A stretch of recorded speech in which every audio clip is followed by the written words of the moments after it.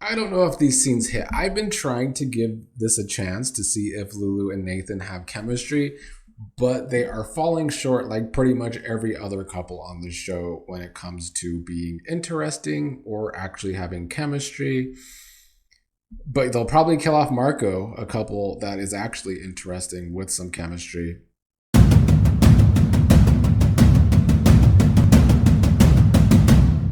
Good morning, everybody. Here to talk about yesterday's episode of General Hospital, which had another pretty good day overall, I will say.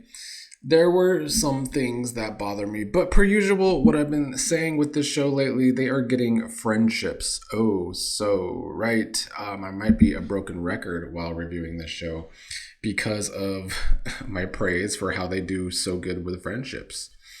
Let's pick up with Ric and Liz coming off of the episode before, where Ric was telling Liz he wants to be real brothers with Sunny now, which I have been saying I am enjoying. But Ric does not want that to stop him from having a relationship with Liz. Lucas ended up there and interrupted Ric and Liz, and Liz left Ric to go talk to Lucas, saying she needed to talk to Lucas about a patient. Lucas thought he was saving Liz from Ric, and we're coming up with a story about a patient to get Liz away from Ric. Lucas was great in these scenes, and frankly, Liz and Lucas are another great friendship on this show. One of the more entertaining ones I've seen over the past few months, I will say.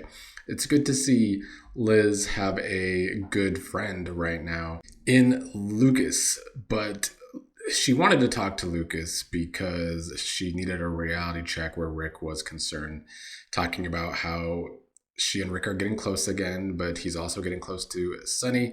Lucas cracked me up when he just told her to run and then was giving a bunch of other reasons why she should cut her losses. Liz is worried about Ric's crash outs, which they've had in the past when they are together.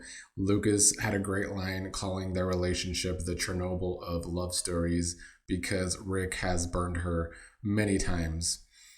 But Liz seems to want to pursue Ric again. She thinks he's really changed this time, which is usually famous last words in a relationship. But when she came back to Ric, Ric thought she was basically trying to get away from him because it was awkward when she went to go talk to Lucas when they were in the middle of talking. But Liz gets Ric to stay and told him she is interested in pursuing him. Liz actually does want to see where this can go for them. Ric wanted to have a confession first, saying he did not go on a digital detox. There was a situation with Ava and Alexis, and even though Ric didn't tell Liz the full truth, Liz was glad that he was willing to tell her the truth about that situation. What I thought was realistic about this conversation was Liz telling Ric that she doesn't want him to put her on a pedestal like he has in the past, because that just puts a lot of pressure on her, which is a way many relationships in real life can go. So I thought that was a realistic conversation that these two really did need to have because of their history together. She wants things to stay fun and easy, which they are right now between them, which is different for them. So great conversations between Liz and Lucas and Liz and Ric there. Marco was once again trying to get into the safe to find the drugs that his father and the dirty WSB agents are giving to Britt as like a way to have some sort of power over Britt so that Britt can finish the experiment thing for them that could lead to dangerous results. But Cullum caught Marco looking into the safe and had the new meds for Britt that he was about to put in the safe. Marco's excuse was that it was his day to give Britt her meds. Cullum, I don't know if completely bought that because it wasn't Marco's day to do that, and he confronted Marco about that. Marco tried to play it off as a miscommunication. Cullum told Marco that the meds are the only thing they have over Britt to keep her in line. Marco ended up going to see Lucas and telling him he failed to get the drugs again, and that Cullum caught him this time, which worries Lucas because Lucas is saying that even though Marco may have covered this time with Cullum, that when Britt disappears and goes on the run with Jason, Cullum might suspect that Marco is behind that. So they shared some I love yous. Lucas showed Marco a house that they could possibly get together in the future when they're out of all this mess. Marco is saying he can't wait to put this mess behind them and start over with Lucas, which is the show maybe beating a lot of loud drums that Marco is not going to last very long. And I would not expect a gay relationship on a Valentini show to have some actual good times together. Yeah, no, not on a Valentini show. I highly expect Marco to be killed, most likely. Maybe Lucas, but I doubt they would do that. At the end, Cullum did seem to realize that Marco likely lied to him, think that Marco thought it was his day to give Britt the drugs. So Cullum already onto Marco, so not good for Marco. Britt was with Brad today, who I think that's his name. I haven't seen this character in a long time. I'm just returning to this show after a long time. It is Lucas's ex and someone who's always been good friends with Britt. So again, General Hospital, pulling a character out of the depths to give us another friendship on this show. Brad seemed to be catching up on Britt's life, surprised that Lucas is helping Britt because Lucas hates Britt, and surprised that Britt and Jason are back together and possibly going on the run together. These scenes were kind of Brad trying to get Britt to learn from Jason always breaking her heart, and I don't think those talks went very good for both of them. They kind of ended the night on a sour note. Jason, meanwhile, was continuing his goodbye tour, this time with his son Danny, to tell Danny that he needs to go out of town for a while and that Danny's going to have to stay with Alexis. I don't know why it has to be Alexis. I think that just makes the show have Danny and Charlotte look like more of kissing cousins, but whatever. Danny is, of course, worried about Jason leaving because he's going to be in danger. Danny was asking if there's any other option.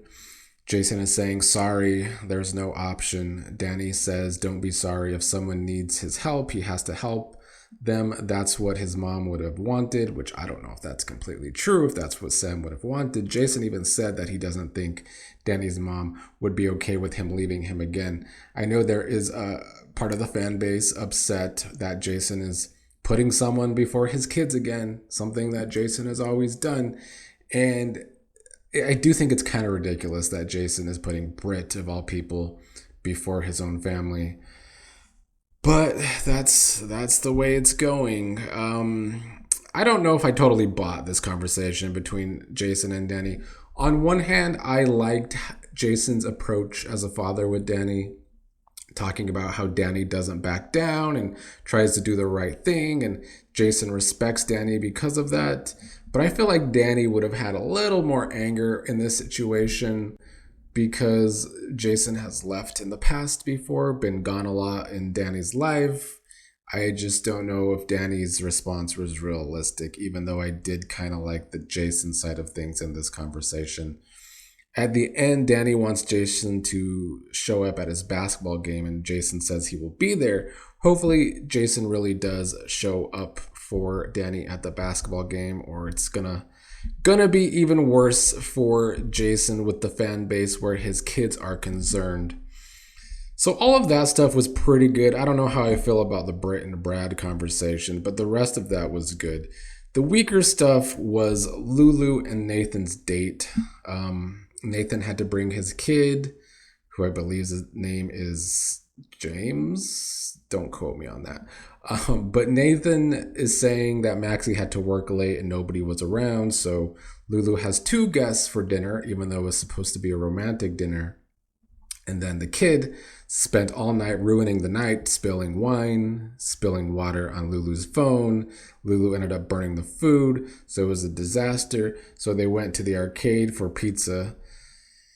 And then Lulu and Nathan finally had some alone time, but Nathan was not going to stay the night. But then Lulu was going to run out back to him when he was leaving, and he was already at the door.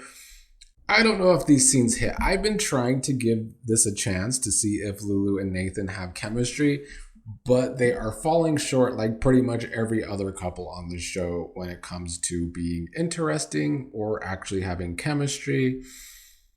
But they'll probably kill off Marco, a couple that is actually interesting with some chemistry.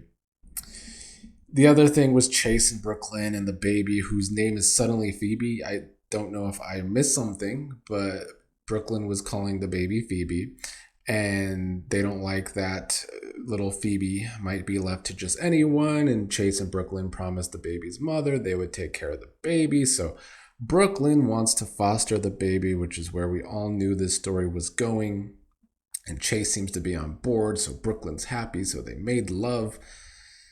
I don't hate it, but it's just totally not interesting to me. Most of Valentini's baby stories are usually not interesting, even though he loves them.